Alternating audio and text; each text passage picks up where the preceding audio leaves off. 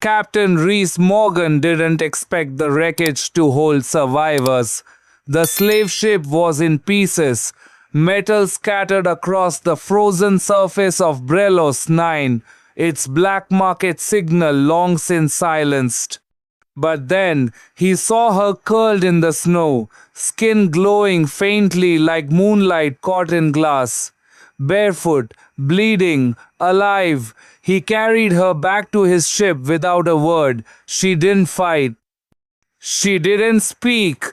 Not until she woke on his medbay table, wrapped in a thermal blanket, eyes blazing with suspicion and something deeper, something wild and aching.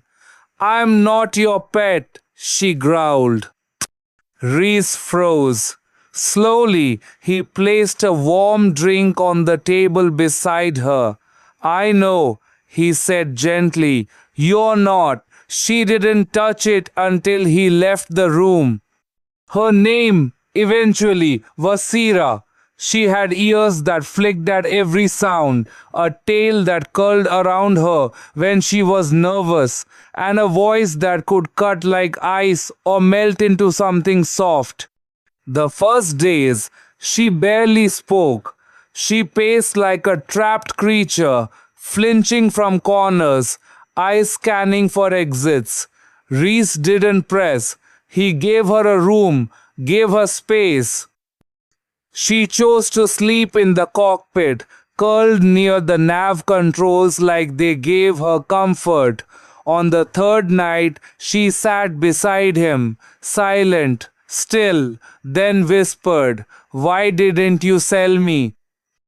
Reese turned, slow. "Because you're not for sale." Her lip quivered, but she looked away before he could see it.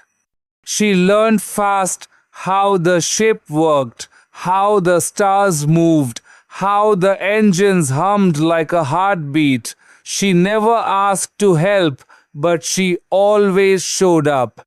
One time, as Reese welded a cracked conduit in the cargo bay, he turned to find her handing him a tool he didn't even ask for. "I'm not broken," she said. "I never said you were." That night, he fell asleep in the pilot's chair. When he woke, she was curled in his lap, tail tucked, cheek resting over his chest. She didn't move, didn't flinch, just whispered, "I'm still not your pet." His hand rested gently on her back. "You never were."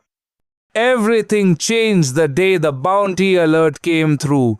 A coded ping. 50,000 credits for Sira alive, unharmed, returned to the Trade Authority. Property. Reese stared at the blinking message for 5 seconds.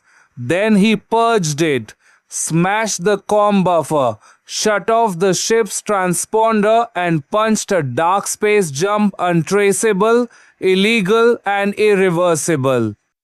Hours later, Sira stood in the cockpit doorway. Her voice cracked.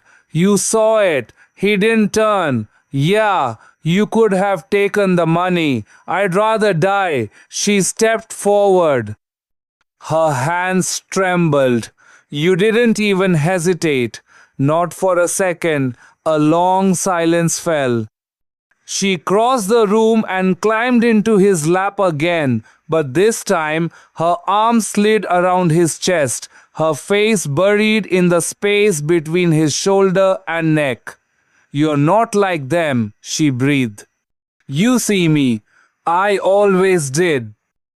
He held her there in silence, listening to the soft rhythm of her breath, the slow, steady thump of her heart.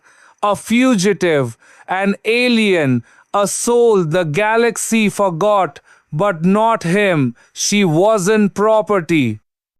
She wasn't cargo. She wasn't a prize. She was Sira, and the moment she chose to stay, he knew he'd burn every star in the sky to protect her. She wasn't just in his arms, she was in his life. And the universe would never take her again.